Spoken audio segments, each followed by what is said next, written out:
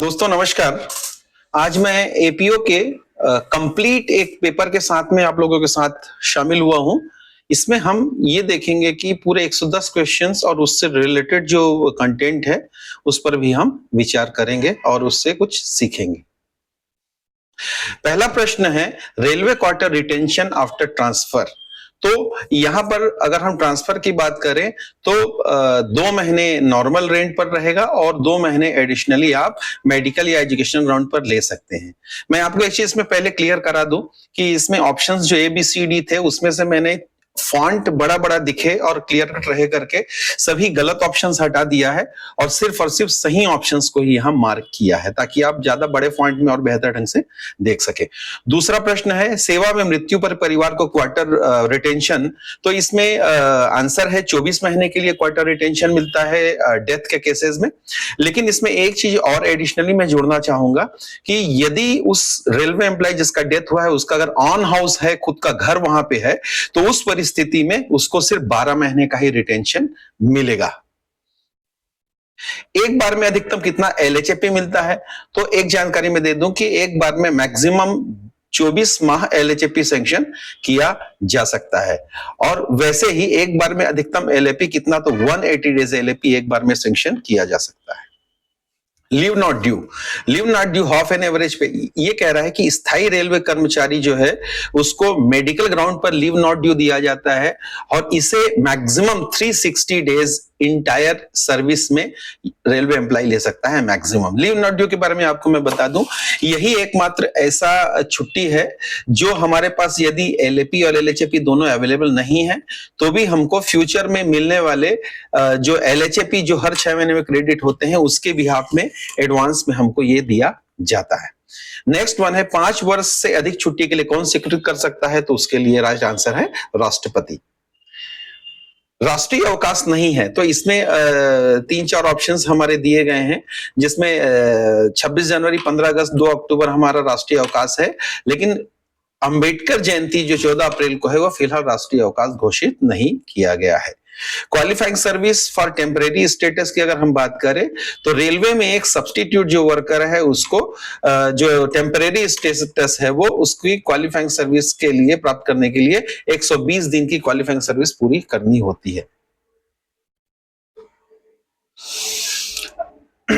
Strenuous work of qualification जिसमें mental और physical strain होता है उसके लिए कौन सा क्लासिफिकेशन माना जाता है? तो आप तो जान रहे हैं कि HWPR के अंतर्गत में इंटेंसिव, कंटिन्यूअस, एसेंशियल, इंटरमीडिएट और एक्सक्लूडेड 4 प्रकार के क्लासिफिकेशंस होते हैं। तो स्ट्रेनस नेचर ऑफ वर्क जो रहता है वो इंटेंसिव आता है जिसके अंतर्गत हम टेलीफोन ऑपरेटर और सेक्शन कंट्रोलर को ले सकते हैं। इनसे प्रति सप्ताह 45 घंटे से अधिक काम नहीं लिया जा सकता है इसमें। उसका एक प्रश्न और है inaction period for essential intermediate worker है। तो जब जॉब एनालिसिस होता है, ये उस समय की बात की जा रही है, जब हम जॉब एनालिसिस करते हैं तो उस स्थिति में 5 मिनट से कम को उस पीरियड को शामिल नहीं किया जाता है। इंटेंसिव और कंटिन्यूअस कर्मचारी के लिए वीकली आवर्स की बात करें तो इंटेंसिव जो कर्मचारी हैं उनके लिए मैक्सिमम रोस्टेड आवर है वो 45 घंटे है, जबकि कंटिन्यूअस के लिए 54 आवर्स है। शॉर्ट ऑफ की अगर हम बात करें तो कंटिन्यूअस के लिए शॉर्ट ऑफ है 10 घंटे, जबकि एसेंशियल इंटरमीडिएट के लिए शॉर्ट ऑफ है 8 घंटे। वहीं आपका इंटेंसिव के लिए शॉर्ट ऑफ जो होगा वो होगा 12 घंटे। रनिंग ड्यूटी है तो रनिंग ड्यूटी का जो ड्यूटी कैलकुलेशन है वो कुछ इस प्रकार से होता है कि रनिंग स्टाफ के लिए कुल साइनिंग ऑन से साइनिंग ऑफ तक की गिनी जाती है। ये बात सही है, लेकिन वहीं इस ऑप्शन में एक और दिया गया है कि 8 घंटे से कम ड्यूटी पर मुख्यालय 12 घंटे नहीं बल्कि 8 घंटे का आराम मिलता है। तो ये गलत आंसर है, यानी ए ही हमारा सही आंसर होगा। ठीक है, उनका जो ड्यूटी पीरियड है वो साइनिंग ऑन से साइनिंग ऑफ के बीच ही गिना जाएगा उसमें। उसके बाद में ओवर टाइम से संबंधित एक प्रश्न ये था, तो उसका मीनिंग ये है कि जब हम नॉर्मल रोस्टेड आवर्स से लेकर जो स्टेचुअरी रोस्टेड आवर तक एक्स्ट्रा ड्यूटी अगर करनी होती है तो उसके लिए 1.5 टाइम्स का OT मिलता है, और अगर स्टेचुअरी लिमिट से भी ऊपर जब हो जाता है तो वो 2 गुना वेतन के दर से ओवर टाइम दिया जाता है उसमें। फैक्ट्री एक्ट के 1948 के अंतर्गत जो एडल्ट वर्कर है उनसे सप्ताह में 48 घंटे काम लिया जा सकता है और पर डे अगर देखें तो मैक्सिमम 9 घंटे। इसमें मैं एक चीज आपको और एडिशनली जानकारी बता दूं कि 2025 आई थिंक अक्टूबर या नवंबर 2025 से अभी हमारे यहाँ लेबर कोड शामिल हो गया है। 4 प्रकार के लेबर कोड हैं और इस 4 लेबर कोड के अंतर्गत में जो 27 प्रकार के एक्ट होते थे, जिसमें हमारा ECA है, employment compensation act, factory act, minimum wages act, इस प्रकार के 27 एक्ट को इसमें शामिल कर दिया गया है। रेलवे बोर्ड की चिट्ठी भी इस संबंध में आ गई है। बहुत जल्दी इस संबंध में मैं वीडियो आप लोगों को डिटेल्स में दूंगा। उसके बाद में नेक्स्ट है वेतन भुगतान अधिनियम, पेमेंट ऑफ वेजेस एक्ट 1936 के बारे में है। इसमें बोला जा रहा है कि वेतन भुगतान अधिनियम 1936 पेमेंट ऑफ वेजेस एक्ट के अनुसार 1000 से कम श्रमिक वाली इकाई में वेतन अवधि के अंतिम दिन में 7 दिनों के भीतर भुगतान होना चाहिए और जहां 1000 से अधिक वर्कर है वहां 10वें दिन भुगतान होना चाहिए। उसके बाद में एम्प्लॉयमेंट कंपनसेशन एक्ट 1923 है। इसमें बताया गया है कि जो ECA होता है, ECA के अंतर्गत में एम्प्लॉयर को मुआवजा देने के लिए उत्तरदायी है, लेकिन उसके लिए कम से कम वो मिनिमम 3 डेज के लिए उसको डिसेबल होना है। टेम्परेरी डिसेबलमेंट का ही बात हो रहा है। टेम्परेरी डिसेबिलिटी कम से कम 3 दिन की होनी चाहिए, तभी उसको ECA का मुआवजा मिलेगा उसमें।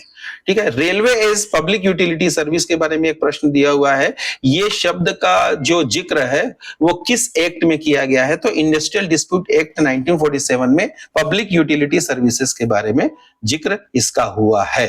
ठीक है। क्वार्टर रिटेंशन एंड ट्रांसफर, तो इसके लिए 2 पॉइंट एडिशनली दिए गए थे और जिसके बारे में हमने ऑलरेडी नंबर 1 क्वेश्चन में चर्चा कर लिया है कि क्वार्टर रिटेंशन के अंतर्गत में 2 माह नॉर्मल रेंट पर रहता है, जबकि 2 एडिशनल मंथ के लिए रिटेंशन और मिल सकता है, लेकिन उसके लिए मेडिकलाइजेशन राउंड होना चाहिए और इसमें स्पेशल लाइसेंस लगेगा। ठीक है। उसके बाद डेथ इन सर्विस में फैमिली क्वार्टर रिटेंशन, जैसे हमने ऑलरेडी डिस्कस कर लिया है, 24 माह का रहेगा। यदि उसका खुद का घर है उस म्युनिसिपल एरिया में, उस सिटी में, तो फिर 12 महीने का ही रिटेंशन उसमें मिलता है। उसमें कुछ क्वेश्चंस रिपीट हो गए हैं तो इट्स ओके। भारतीय रेलवे में जो कार्मिक विभाग है, पर्सनल डिपार्टमेंट है, उसके हेड हैं कौन है? तो director general human resources. Surrender occupied post, what is it called? ठीक है। यदि जो सरेंडर्ड पोस्ट ऑक्युपाइड है ना, उस पर अगर सरेंडर किया जाता है तो उसको एक सुपर न्यूमररी के नाम से बोला। जब कोई भरा हुआ पद ऑक्युपाइड पोस्ट सरेंडर किया जाता है तो उस सिचुएशन में जब तक सामने वाले को नई पोस्टिंग नहीं दिया गया है तब तक उसको फिलहाल सुपर न्यूमररी पोस्ट में रखा जाएगा और जब उसको वो पोस्ट दे दिया जाएगा, जो भी स्पेसिफिक पोस्ट वैकेंसी के अगेंस्ट में दे दिया जाएगा, तो फिर ये सुपर न्यूमररी पोस्ट अपने आप खत्म हो जाता है। डिवीजन PNM बैठक में अधिकतम कितने आइटम्स रखे जा सकते हैं? तो 30 आइटम्स। नए ALP की वरिष्ठता कैसे निर्धारित होती है? तो ट्रेनिंग के बाद जो ट्रेनिंग उन्होंने किया हुआ है उस पर उनको जो सीनियरिटी मिली है उसके बेसिस पे ही उसको जो मेरिट में मार्क्स मिले हुए हैं उसके हिसाब से उनकी सीनियरिटी डिसाइड होगी। मतलब बहुत क्लियर है कि अगर मेरिट में सबसे ज्यादा मार्क्स जिसका है वो टॉप में रहेगा। मैटरनिटी लीव मैक्सिमम कितना दिन का होता है? सभी को मालूम है 15 दिन का होता है। और ये कब से ले सकते हैं? तो डिलीवरी के 15 दिन पहले से डिलीवरी होने के 6 महीने बाद तक ये पैटर्निटी लीव ली जा सकती है। लेकिन 6 महीने के बाद अगर वो क्लेम करता है तो वो छुट्टी लैप्स हो जाएगी। साथ में एक जानकारी और ये है कि 6 महीने बाद आप चाहोगे या उसके पहले आप चाहोगे कि आपके LAP के साथ में क्रेडिट हो जाए, तो क्रेडिट नहीं होता है। क्रेडिट आपका ट्रांसफर लीव क्रेडिट होता है अगर आप चाहेंगे तो, पैटर्निटी लीव क्रेडिट नहीं होता है। रेलवे कर्मचारी के लिए जो maximum permissible house construction cost है वो हो सकता है 139 टाइम्स, जो बेसिक का 139 टाइम्स, या अधिकतम 1 करोड़ रुपए। इनमें से जो भी कम हो उनको परमिट किया जाता है मैक्सिमम। हालांकि इसमें 25% तक यदि कॉम्पिटेंट अथॉरिटी चाहे तो रेज कर सकता है कंडीशन वाइज। उसके बाद में minimum service for voluntary retirement है, तो ये 20 इयर्स है। इसके साथ में एडिशनल जानकारी और मैं दे दूं कि यदि कोई वॉलंटरी रिटायरमेंट चाहता है तो उसको आवेदन देना होता है और 90 डेज के बाद में वो ऑटोमेटिक रिटायर्ड माना जाएगा। ये 90 डेज की लिमिटेशंस को अगर डीआरएम साहब चाहें तो उसके पहले भी उनको ये पावर है कि उसके पहले भी वो उसको वीआर एक्सेप्ट कर सकते हैं। नॉर्मल कोर्स में 90 डेज है, और यदि एक बार एक्सेप्ट हो गया 90 डेज बाद में तो फिर वो वापस नहीं आ सकता है। नेक्स्ट है मिनिमम फैमिली पेंशन अमाउंट आज की डेट में कितना है, तो 9,000 रुपए है। ठीक है। टेन्योर पोस्ट और टेम्परेरी पोस्ट की डेफिनेशंस के बारे में बोला गया है, तो इसमें क्या बताया गया है, टेन्योर पोस्ट सीमित अवधि के लिए अगर कोई पद का सृजन किया जाता है तो टेन्योर पोस्ट कहला जाता है, और टेम्परेरी पोस्ट जो होता है उसमें निश्चित वेतन दर प्लस सीमित समय के लिए ही स्वीकृत वो होता है। लेवल 1 पदों की भर्ती के लिए मिनिमम क्वालिफिकेशन क्या है, तो यह 10th। प्रसिद्ध सितार वादक का नाम तो पंडित रविशंकर। आईपीएल 2023 में सबसे नई टीम कौन सी थी, तो वो है गुजरात टाइटंस। सुनामी किससे उत्पन्न होती, ये भी एक प्रश्न है। तो यदि समुद्र के नीचे जो भूकंप आता है उससे ये सुनामी पैदा होती है। वायुमंडल गैस उष्मा को रोके तो क्या होता है, यानी atmospheric gas trap heat what happen कब होता है, उससे क्या होता है, ग्रीन हाउस इफेक्ट। ठीक है। WWF के लोगों में कौन सा जानवर होता है, लोगों में विशालकाय पांडा, जाइंट पांडा होता है। गांधी जी पर हमला दक्षिण अफ्रीका में कहां हुआ था, तो डरबन में। पूर्ण स्वराज की शपथ किस अधिवेशन में लिया गया था, तो लाहौर अधिवेशन 1929। इंकलाब जिंदाबाद का नारा किसने दिया था, तो भगत सिंह। भारत का सर्वोच्च खेल सम्मान कौन सा है, मेजर ध्यानचंद खेल रत्न पुरस्कार। भारत में परमाणु ऊर्जा का अग्रदूत किनको माना जाता है, Pioneer of atomic energy in India, Homi Jahangir Bhabha. वित्तीय आपातकाल में कौन से अनुच्छेद में है, तो आर्टिकल 360 में है राष्ट्रीय आपातकाल, है ना। वहीं पर 356 है राष्ट्रपति शासन। भारत का सर्वोच्च साहित्यिक पुरस्कार कौन सा है, तो ज्ञानपीठ अवार्ड। भारत की नागरिकता प्रदान करने का अधिकार किसे है, तो गृह मंत्रालय। राज्यसभा की अधिकतम संख्या कितनी हो सकती है, तो 250। भारत के साथ सबसे लंबी सीमा किस देश की जुड़ी हुई है, तो बांग्लादेश की 4156 किलोमीटर। 7 बहनों में कौन से राज्य शामिल हैं, तो त्रिपुरा है। ये 7 बहनें कौन कौन सी है, अगर हम डिटेल में जाए तो आसाम, अरुणाचल प्रदेश, मणिपुर, मेघालय, मिजोरम, नागालैंड और त्रिपुरा, ये 7 सिस्टर्स मानी जाती हैं। ढोला सदिया पुल किस लिए प्रसिद्ध है, तो भारत का सबसे लंबा सड़क पुल है। और अफगानिस्तान, भारत, पाकिस्तान आदि का संगठन कौन सा है, तो सार्क संगठन है, जिसमें 8 देश शामिल हैं, अफगानिस्तान, बांग्लादेश, भूटान, इंडिया, मालदीव, नेपाल, पाकिस्तान और श्रीलंका। मुख्यालय इसका काठमांडू। नमक सत्याग्रह किस वर्ष हुआ था, तो 1930। कोहिनूर हीरा किस क्षेत्र की खान से मिला था, तो गोलकुंडा क्षेत्र से।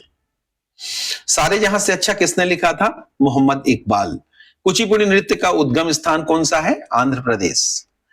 बंगाल का प्रथम British governor general Warren Hastings. Belgium की राजधानी ब्रसेल्स। फीफा विश्व कप में एम्बापे ने किस देश का प्रतिनिधित्व किया था, फ्रांस। भारत का शेक्सपियर किसे कहा जाता है, कालिदास। हिमालय की सबसे ऊंची चोटी कहां है, नेपाल। It's 8,848 metre approx. सेवानिवृत्ति की अधिकतम सीमा, जो ग्रेच्युटी की अधिकतम सीमा कितनी है, तो इसमें 20 लाख लिखा है। लेकिन आपको मालूम है कि जैसे ही हमारा डीए 50% बढ़ चुका है, अब 50% बढ़ने के बाद में यही राशि अब बढ़ के 25 लाख हो गई है। ग्रेच्युटी के संबंध में और आपको जानकारी दे दूं कि ग्रेच्युटी मैक्सिमम 33 ईयर की सर्विस के लिए दिया जाता है, उससे ज्यादा होने पर भी 33 ईयर का मिलता है। हर 2 साल के लिए, हर 2 साल के लिए 1 महीने का पेमेंट ग्रेच्युटी के रूप में मिलता है। मतलब मैक्सिमम 16.5 गुना आपके पे का, पे मतलब पे प्लस डीए। ठीक है, बेसिक पे प्लस डीए आपको इसमें मिलेगा। 16.5 महीने का पे आपको इसमें मिलता है। मैक्सिमम जो अमाउंट 25 लाख रुपए हो सकता है इसका। पेंशनर को कम्यूटेशन, तो पेंशनर कम्यूटेशन जो है वो अपना जो ओपीएस वाले हैं उनको ये मिलता है, एनपीएस और यूपीएस में इसका प्रोविजन नहीं है। तो ओपीएस में जो हमको पेंशन मिलता है उसमें 40% तक अपने पेंशन का हिस्सा वो सामने वाला रेलवे एम्प्लॉय जो रिटायर्ड हो रहा है वो बेच सकता है, जो कि 15 साल बाद जो है वो रीइंस्टेट हो जाता है, रिस्टोर्ड हो जाता है। एचआरए एक्स श्रेणी शहर के मूल वेतन का कितना प्रतिशत है?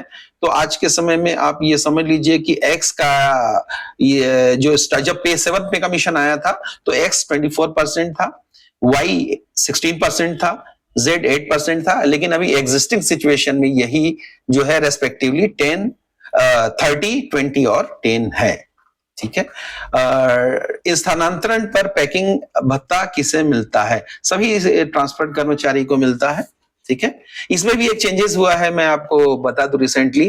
पहले जो ट्रांसफर था और जो रिटायरमेंट था, दोनों ही समय में यदि वो 20 किलोमीटर से ऊपर ट्रांसफर हो रहा है तो उसको बेसिक का 80% मिलता था, और 20 किलोमीटर से कम का है तो बेसिक का 1/3 मिलता था। और लेकिन अभी जो ट्रांसफर के केसेस में तो सेम है, लेकिन रिटायरमेंट के केसेस में ये 20 किलोमीटर वाली सीलिंग हटा दिया है। अब रेलवे एम्प्लॉय यदि 1 किलोमीटर दूर जाए या 10 जाए या 50 किलोमीटर जाए, कोई भी डिस्टेंस में ट्रांसफर, बस change of residential address show करेगा तो उसको उसके बेसिक का 80% दिया जाएगा उसको। और वहीं पर यदि अंडमान निकोबार यदि वो सेटल होता है तो उस सिचुएशन में बेसिक का 100% उसको दिया जाएगा। Transporting allowance, transfer packing allowance.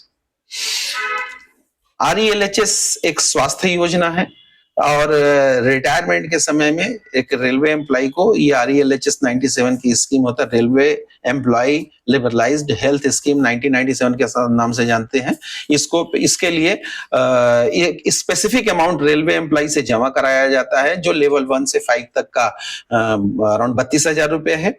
और इस प्रकार से अलग अलग लेवल के लिए अलग अलग अमाउंट जमा कराना होता है, और उसके बाद में उनको रेलवे की मेडिकल फैसिलिटी उनको मिलती है। साथ में रेलवे कर्मचारी को जो ओपीडी एक्सेप्ट नहीं करते, ओपीडी नहीं लेना चाहते हैं, उसको एडिशनली फिक्स्ड मेडिकल अलाउंस के रूप में 1,000 रुपए अलग से उनको मिलता है। एनपीएस सरकार में कितना अंशदान है? तो एनपीएस में सरकार का 14% अंशदान होता है, जबकि कर्मचारी का 10% लिया जाता है। ठीक है। एनपीएस टीयर 1 खाते में जो पार्शियल विड्रॉ है तो वो 3 वर्ष के सेवा के बाद उसमें की जा सकती है, निकाली जा सकती है। चार्जशीट, विभागीय जांच में चार्जशीट किसे दिया जाता है? तो जो चार्ज एम्प्लॉय जिसके ऊपर चार्ज लगा हुआ है उसको ही दिया जाता है। ठीक है। उसके बाद में क्या बोलता है, कौन से सजा माइनर पेनल्टी, तो 4 ऑप्शन दिया था, तो इसमें जो पनिशमेंट है वो इसमें दिया गया है कि विदहोल्डिंग ऑफ इंक्रीमेंट भी माइनर पेनल्टीज के दायरे में आता है। अपील दायर करने की समय सीमा कितनी है? तो 45 डेज। सस्पेंशन जो है, सस्पेंशन के दौरान सब्सिस्टेंस अलाउंस कितना मिलता है? तो पे का 50% मिलता है, जो कि 90 डेज के बाद में, रिव्यू के बाद में अगर 90 डेज से अधिक बढ़ता है तो उसको बढ़ाकर यानी 50% घटाया जा सकता है या 50% बढ़ाया जा सकता है। और अगर पे से कंपैरिजन किया जाए तो चूंकि 50% मिल रहा है तो वो घटाकर 25% किया जा सकता है या 75% किया जा सकता है। डिपेंड करता है इस बात पे। इसमें मैं थोड़ा सा ब्रीफ कर दूं आपको कि यदि रेलवे एम्प्लॉय की गलती के कारण, रेलवे एम्प्लॉय के टालने के कारण या बहानेबाजी के कारण डीएनए केसेस में डिले हो रहा है, तो उस कंडीशन में उसका जो 50% से घटाकर 25% सब्सिस्टेंस अलाउंस किया जा सकता है। लेकिन यदि प्रशासनिक कारणों से डीएनए की जो प्रक्रिया है उसमें डिले हो रहा है तो जो कमेटी है वो चाहे तो 75% तक उनका रेस कर सकती है। भारतीय संविधान में मौलिक अधिकार कौन से भाग में है? तो भाग 3 में। भारत के नियंत्रक और महालेखा परीक्षक की नियुक्ति कौन करता है? राष्ट्रपति। भारत के मुख्य न्यायाधीश की नियुक्ति कौन करता है? तो राष्ट्रपति करते हैं। लोकसभा का कार्यकाल कितना होता है? तो सभी को मालूम है 5 वर्ष का होता है। भारत की सबसे लंबी नदी कौन सी है? गंगा। भारत का सबसे बड़ा राज्य क्षेत्रफल में कौन सा है? तो राजस्थान। भारत के पहले नोबेल पुरस्कार विजेता कौन है? रविन्द्रनाथ टैगोर। भारत का राष्ट्रीय पशु कौन सा है? बाघ। इसरो का मुख्यालय कहां है? बेंगलोर। भारत का पहला उपग्रह कौन सा है? आर्यभट्ट। संयुक्त राष्ट्र यूएन की स्थापना कब हुई थी? 24 अक्टूबर 1945। WHO का मुख्यालय कहां है? जिनेवा। भारतीय रेल का बजट किस मंत्रालय के अंतर्गत है? तो रेल मंत्रालय के अंतर्गत में है अभी। नेक्स्ट है, रेलवे में पे मैट्रिक्स किस पे आयोग के में लागू किया गया? तो 7PC में अभी जो रनिंग में है। महंगाई भत्ता किस सूचकांक पर आधारित है? तो AICPI, all India consumer price index, industrial worker. Bharat में एडवांस इंक्रीमेंटल क्रेडिट किसे मिलता है? PhD धारक सीधे भर्ती कर्मचारी को। चाइल्ड एजुकेशन अलाउंस अधिकतम कितने बच्चों तक है? 2 बच्चों तक। हॉस्टल सब्सिडी रेल कर्मचारी को कितने मिलती है? तो 6,750 मिलती है, जो अभी उसमें स्पेसिफिक अमाउंट DA रेज होने के कारण 25% अब बढ़ा दिया गया है। रेलवे कर्मचारी को वार्षिक वर्ष में कितने प्रिविलेज पास मिलते हैं? जो रिटायर्ड एक रेलवे कर्मचारी को प्रति वर्ष 2 प्रिविलेज पास मिलते हैं, इसके अलावा 4 प्रिविलेज टिकट ऑर्डर भी मिलते हैं। ये रॉन्ग आंसर है, यहाँ शायद गलती से लिखा गया है। नॉर्मली जो रेलवे एम्प्लॉई है उसको 3 प्रिविलेज पास और 4 PTO मिलता है। रेलवे पास किस श्रेणी के यात्रा का अधिकार लेवल 1 कर्मचारी को है? तो उसको 2nd क्लास पास ही मिलेगा, स्लीपर का। रेलवे कर्मचारी को कंप्यूटर एडवांस तो 50,000 रुपए मिलता है, लेकिन इसमें एक चीज और मैं करेक्ट कर दूं आपको कि कंप्यूटर की जो राशि है वो और 50,000, इसमें से जो कम हो वो दिया जाएगा हर कंडीशन में, ठीक है। और यदि रेलवे मान लीजिए वो कंप्यूटर खरीदता है 70,000 का और हमारी लिमिटेड राशि 50,000 है तो 50,000 ही मिलेगा, यानी जो कम हो। रेलवे में मोटर कार एडवांस की अगर हम बात करें तो मोटर कार एडवांस अभी रेलवे में खत्म कर दिया गया है। जनरल प्रोविडेंट फंड वर्तमान दर क्या है उसका? तो 7.1% है। ये मेरे ख्याल से अभी कुछ में भी चेंजेस हो सकता है, ठीक है। इस बारे में अभी फिलहाल मुझे जानकारी नहीं है, इसको हम देख लेंगे। उसके बाद में है GPF में अंतिम निवासी कब होती है? तो सेवानिवृत्ति पर या सेवा समाप्ति पर ही हो सकती है। फॉर्म 16 किसके लिए किसके द्वारा जारी किया जाता है? तो एम्प्लॉयर के द्वारा जारी किया जाता है। आयकर अधिनियम की धारा 80C के तहत अधिकतम कटौती कितनी है? तो 1,50,000। सूचना का अधिकार अधिनियम कब लागू हुआ? 12 अक्टूबर 2005। RTI आवेदन का शुल्क कितना है? 10 रुपए, जबकि बिलो पॉवर्टी लाइन के लिए यह सूचना फ्री होती है और 30 दिन के अंदर इसका जवाब देना होता है। भारतीय रेल में कितने जोन है? तो भारतीय रेल में 18 जोन है। नॉर्दर्न रेलवे का मुख्यालय कहां है? तो नई दिल्ली। RRB NTPC किस स्तर के पदों की भर्ती करता है? तो लेवल 2 से लेवल 6 तक के लिए।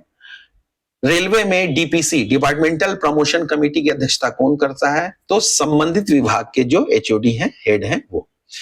MSCP कितने वर्ष की सेवा पर मिलता है? तो 10, 20 और 30। वहीं पर इसके पहले जो ACP था 1996 में लगभग जो आया था, उसमें 12 साल और 24 साल में मिलता था, ठीक है। इसमें फाइनेंशियल अपग्रेडेशन दिया जाता है 3 बार। MSCP के लिए बेंचमार्क क्या है? तो इसमें गुड लिखा है, लेकिन अभी रिसेंट में जो है MSCP के लिए बेंचमार्क वेरी गुड कर दिया गया है। मतलब 3 साल में 15 मार्क्स यदि 5-5-5 करे तो 12 मार्क पाना कंपलसरी है। राजभाषा अधिनियम किस वर्ष पारित हुआ? तो 1963। रेलवे में क क्षेत्र में कौन से राज्य आते हैं? तो हिंदी भाषी राज्य आते हैं। रेल जांच दुर्घटना में CRS का जो रोल होता है, CRS का पूरा नाम क्या है? तो commissioner of railway safety. Railway में एक्सीडेंट रिलीफ टीम ART का उद्देश्य क्या होता है? तो दुर्घटना स्थल पर राहत एवं बचाव कार्य करना। थैंक यू, बहुत बहुत धन्यवाद आपका। और ऐसे ही मैं कुछ क्वेश्चन आंसर की सीरीज और मैंने रेडी करने का प्लान किया है, बहुत जल्दी हम उसके साथ मिलेंगे। Thank you.